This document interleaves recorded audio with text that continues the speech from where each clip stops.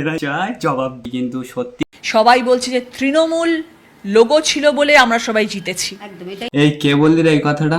দিদি এরা বলে ও যা বলছে সব মিথ্যা কথা। না দিদি, এরাই বলে, আমি বলিনি, এরাই বলে। मतलब वो अलग ही लेवल का बंदा था। রচনা বন্দ্যোপাধ্যায়কে আপনি ইউজ করেননি?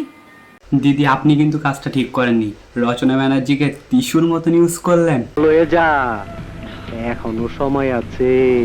দিদি আপনার কাছে হাত জোর করে বলছি, রচনা ব্যানার্জিকে আর টিস্যুর মতন ইউজ করবেন না, দয়া করে। चीटिंग चीटिंग चीटिंग करता है तू।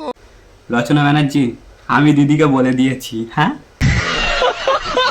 আর যদি দিদি তোমাকে টিস্যুর মতন ইউজ করে তাহলে আমাদের বলবেন, আন্দোলনে যাব, আন্দোলনে গিয়ে বলবো রচনা ব্যানার্জিকে কেন দিদি টিস্যু হিসেবে ব্যবহার করলেন, জবাব চাই, জবাব দিন, জবাব চাই, জবাব দিন।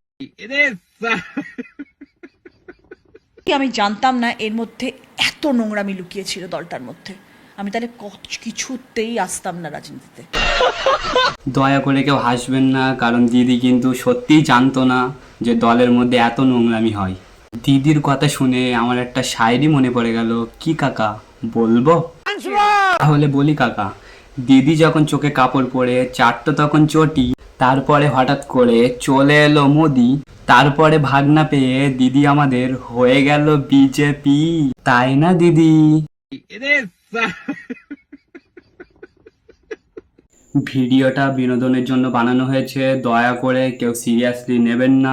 ভিডিওটা যদি ভালো লেগে থাকে তাহলে লাইক, কমেন্ট অ্যান্ড সাবস্ক্রাইব করে পাশে থাকবেন। সবাইকে অসংখ্য অসংখ্য ধন্যবাদ। দেখা হচ্ছে নেক্সট ভিডিওতে।